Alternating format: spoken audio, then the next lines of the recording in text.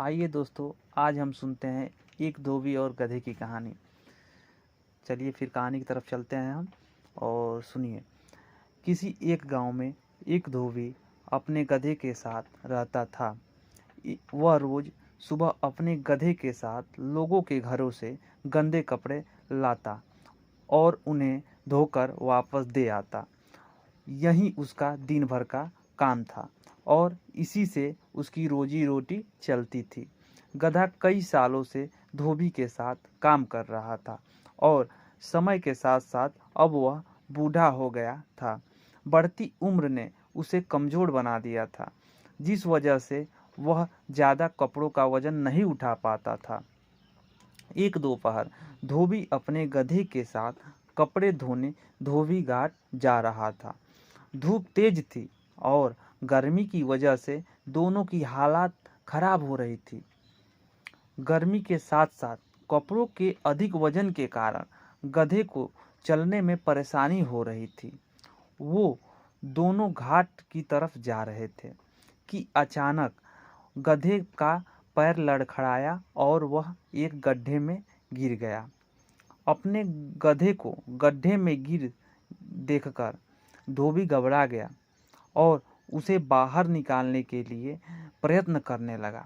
बूढ़ा और कमज़ोर होने के बावजूद गधे ने गड्ढे से बाहर निकलने में अपनी सारी ताकत लगा दी, लेकिन गधा और धोबी दोनों नाकामयाब रहे।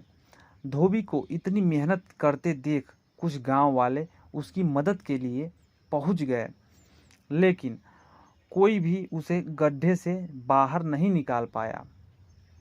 तब गांव वालों ने धोबी से कहा कि गधा अब बूढ़ा हो गया है, इसलिए समझदारी इसी में है कि गड्ढे में मिट्टी डालकर उसे यहीं दफना दिया जाए। थोड़ा मना करने के बाद धोबी भी इस बात के लिए राजी हो गया। गांव वालों ने फावड़े की मदद से गड्ढे में मिट्टी डालना शुरू कर दिया।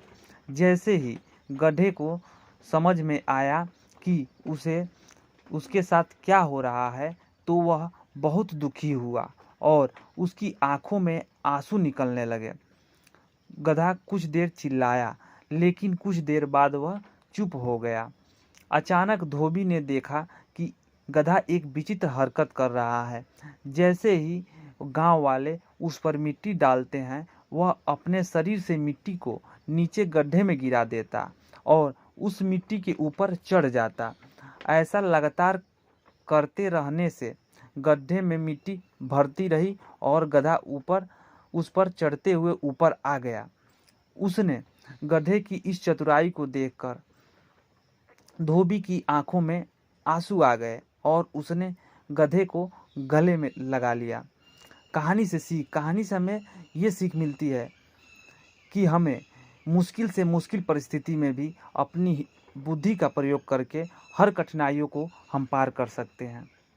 साथियों, अगर आपको ये कहानी अच्छी लगी तो वीडियो को लाइक करिए और ऐसे ही कहानी सुनने के लिए आप चैनल को सब्सक्राइब करिए। Thank you.